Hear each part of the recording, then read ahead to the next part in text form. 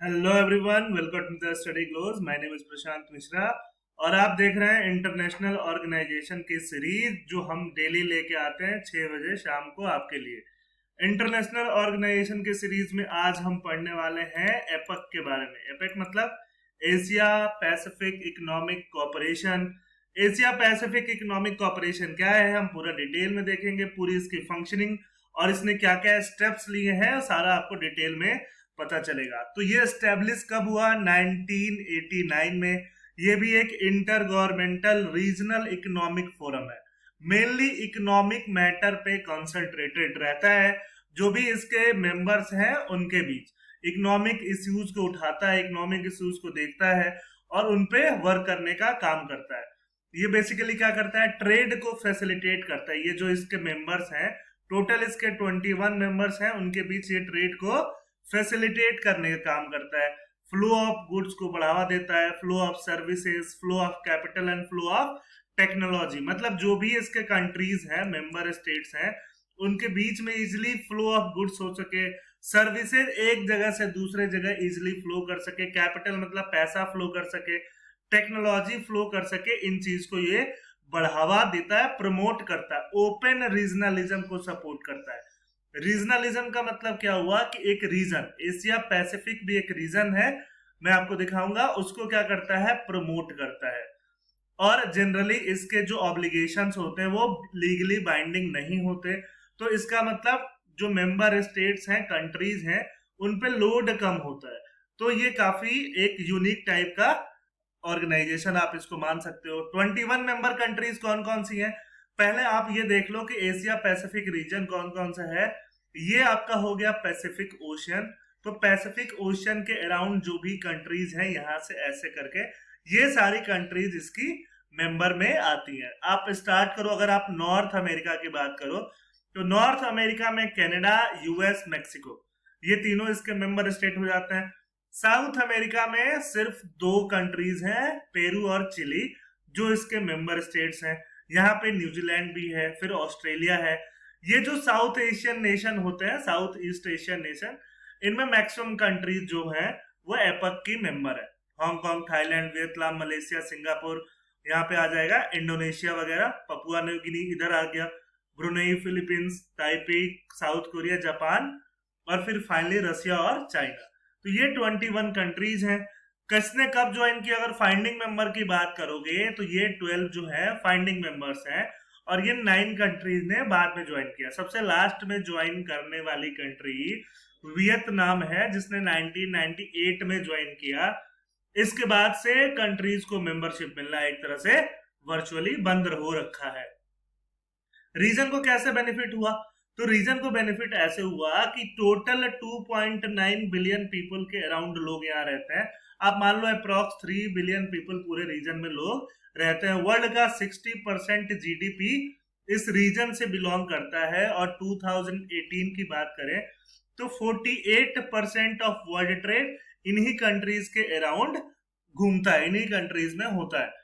अगर हम 1989 से कंपेयर करें, 1989 से 2018 तक, तो जो इनका ट्रेड है 19 ट्रिलियन जीडीपी है, सॉरी 19 ट्रिलियन से बढ़ के 47 ट्रिलियन के अराउंड पहुंच गया। तो एपेक का इसमें बहुत बड़ा कंट्रीब्यूशन रहा है। धीरे धीरे हम देखेंगे कि एपेक ने ऐसे क्या स्टेप्स लिए जिसकी वजह से ये चीज ग्रोथ देखने को मिला। पर कैपिटा इनकम लोगों की 74% के अराउंड बढ़ गई है। ट्रेड बैरियर्स को रिड्यूस करने में एपेक ने बहुत बड़ा काम किया है। एपेक काम क्या कर रहा है? ट्रेड को ही फैसिलिटेट करेगा, इकोनॉमिक कॉपरेशन को ही बढ़ावा दे रहा है। तो टैरिफ को, टैरिफ मतलब जो टैक्सेस लगते हैं अगर गुड्स इंपोर्ट और एक्सपोर्ट टैक्स, उसको कम करने का काम करवाया है। जो एवरेज टैक्स 1989 में 17% का हुआ करता था, वो 2018 में 5.3% का होके रह गया। इन मेंबर कंट्रीज के बीच की बात की जा रही है, सबकी बात नहीं की जा रही है। इसके अलावा क्या हुआ? जो ट्रेड का वॉल्यूम है, टोटल ट्रेड 7 टाइम से इंक्रीज कर गया। और इसके लिए क्या हुआ? वेराइटी ऑफ इनिशिएटिव एपेक ने लिए, जिससे कि सस्टेनेबिलिटी मेंटेन रखी जा सके, सोशल इक्विटी मेंटेन रहे, लेकिन रीजन जो है इकोनॉमिकली ग्रो करता रहे।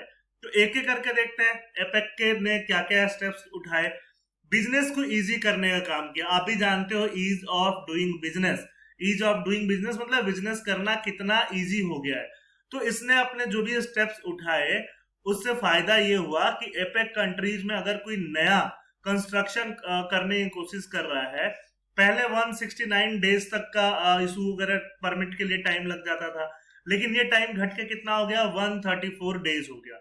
और ये one of the shortest period permit time माना जा रहा है कंस्ट्रक्शन परमिट को लेके।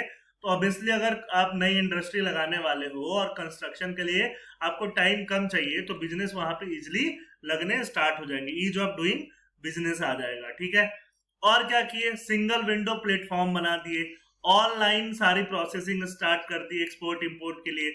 जो पहले जो लाइन में लग के क्यू वगैरह लग के काम कराने पड़ते थे, अगर पोर्ट पे जाओ, पोर्ट पे अगर बिजनेस करना है, गुड्स को एक जगह से दूसरी जगह शिपमेंट भेजना है, तो क्लियरेंस लेने के लिए अब क्या कर दिया, सिंगल विंडो, इंटरनेट पे बैठो एक जगह से सारा क्लियरेंस हो जाता है। तो इससे क्या होगा, ऑब्वियसली ट्रेड का फैसिलिटेशन फास्टर हो जाएगा, ऐसा एपेक ने किया। स्ट्रक्चरल रिफॉर्म्स किए इन कंट्रीज में, स्ट्रक्चरल रिफॉर्म करने में हेल्प किया जिससे ट्रांसपेरेंसी आई। रेगुलेटरी रिफॉर्म्स किए, कॉर्पोरेट गवर्नेंस को इंप्रूव करने का काम किया। लीगल इंफ्रास्ट्रक्चर, लीगल इंफ्रास्ट्रक्चर मतलब अगर इकोनॉमीज समझ लो या कंपनीज और कंट्री में डिस्प्यूट होता है, तो डिस्प्यूट किस में जाएगा, कोर्ट में जाएगा। तो वो कोर्ट का इंफ्रास्ट्रक्चर अगर बढ़िया होगा तो डिस्प्यूट जल्दी रिजॉल्व हो जाएगा। डिस्प्यूट जल्दी रिजॉल्व हो जाएगा तो वहां पे बिजनेस फैसिलिटेशन फास्टर होगा, इकोनॉमिक ग्रोथ फास्टर होगा। तो ये सारे काम एपेक ने किए हैं। एपेक ने और क्या किया है, इन्वायरमेंटल गुड लिस्ट बनाया, मतलब एक ऐसा गुड लिस्ट, एक ऐसा लिस्ट जिसमें आइटम्स रखे जाएंगे जो इन्वायरमेंट फ्रेंडली है। वैसे आइटम जैसे सोलर पैनल्स हो गया, विंड टर्बाइंस हो गया, इस तरह के, इनमें लोअर टैरिफ रखा जाएगा, इससे बोला है। इससे इस तरह की टेक्नोलॉजीज को क्या होगा, फैसिलिटेशन मिलेगा और आगे इन्वायरमेंट फ्रेंडली स्टेप्स उठाए जाएंगे। इसके बाद क्या हुआ, इसके बाद 2005 की बात करें तो स्मॉल एंड मीडियम एंटरप्राइजेस के लिए इनोवेशन सेंटर स्टार्ट किया साउथ कोरिया में। तो अगर आप भी जानते हो इंडिया में भी स्मॉल एंड मीडियम एंटरप्राइजेस काफी हैं, जिसको हम लोग इंडिया में पॉपुलरली एमएसएमईज के नाम से जानते हैं। तो ये फैसिलिटेशन इनोवेशन सेंटर क्या करेगा, उनको ट्रेनिंग वगैरह प्रोवाइड करेगा। ट्रेनिंग से क्या होगा, जो भी बिजनेस फैसिलिटेशन है, स्मॉल छोटे उद्योग धंधे जो हैं वो इजिली वर्क करना स्टार्ट कर देंगे। उसके अलावा एपेक ने स्टार्टअप एक्सेलरेटर नेटवर्क स्टार्ट किया 2013 में। इससे फायदा ये हुआ कि नए जो स्टार्टअप हुए उनको टेक्नोलॉजी और इनोवेशन में मेंटरशिप और फंड एपेक से एक तरह से आप बोल लो मिलने लगी। एपेक ने स्पॉन्सर किया, एक इंटर ग्लोबल चैलेंज हो रहा था वहां पे, और सीमेंस का न्यू वेंचर फोरम में एपेक ने स्टार्टअप्स को क्या किया, स्पॉन्सर कर दिया, मतलब पैसे दे दिए। तो जिस स्टार्टअप्स को एपेक ने स्पॉन्सर किया था उन लोगों ने ये चैलेंज जीत भी लिया, दोनों के दोनों अवार्ड जीत लिए। ये हम 2014 की बात कर रहे हैं, अभी तो 2021 चल रहा है। तो ये सारे स्टेप्स एपेक ले चुका है। एमएसएमईज जो है, एमएसएमईज डिजास्टर के लिए बहुत ज्यादा वल्नरेबल है। अभी जो कोविड-19 है ये भी आप डिजास्टर ही समझ लो। इसमें क्या हुआ, तो एमएसएमईज, बहुत सारी एमएसएमईज इंडिया में भी बहुत हद तक बर्बाद हो रही हैं, ठीक है। वो बंद, बहुत सारे बंद कर देने पड़े फंड वगैरह के चक्कर में, डिमांड कम हो गया। तो इन अगर डिजास्टर आए या मान लो साइक्लोन आता है या कुछ भी डिजास्टर, अर्थक्वेक आता है, तो एमएसएमई को कैसे रेजिलिएंट बनाए, इसके लिए एमएसएमई डिजास्टर रेजिलियंस स्टार्ट कर दिया एपेक ने। ट्रेनिंग वगैरह प्रोवाइड करना शुरू कर दिया। तो सोचो अगर इंडिया पार्ट होता एपेक का तो उसको भी ये सारे टेक्नोलॉजीज, ये सारे ट्रेनिंग, ये सारे फैसिलिटीज मिलती कि नहीं मिलती, मिलती। तो इंडिया को भी ज्वाइन कर लेना चाहिए, ऐसी बातें उठ रही है।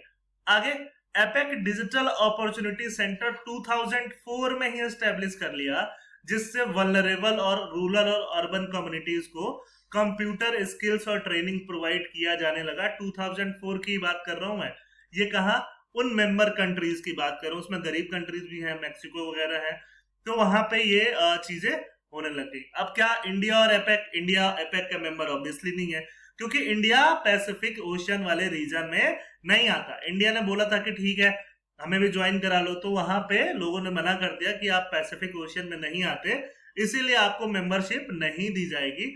बट इंडिया को ऑब्जर्वर स्टेटस दे दिया गया था नवंबर 2011 में। तो इंडिया अगर ज्वाइन करेगा तो इंडिया का भी ईज ऑफ डूइंग बिजनेस क्या हो जाएगा, इंप्रूव हो जाएगा। इंडिया के एमएसएमई को भी फायदा हो जाएगा। टेक्नोलॉजी में, ट्रेनिंग में इंडिया को नया मार्केट भी मिलेगा। तो ऐसा कहा जा रहा है कि इंडिया भी अगर ज्वाइन करे तो दोनों के लिए, एपेक के लिए भी और इंडिया के लिए भी एक विन विन सिचुएशन होगा। इस लेक्चर में बस इतना ही। बाकी आप यूट्यूब चैनल हमारा जरूर सब्सक्राइब करो अगर नहीं किया हो अभी तक, और ऐप डाउनलोड करो और अमेजिंग कोर्सेज का लुत्फ उठाओ। Thank you. जय हिंद।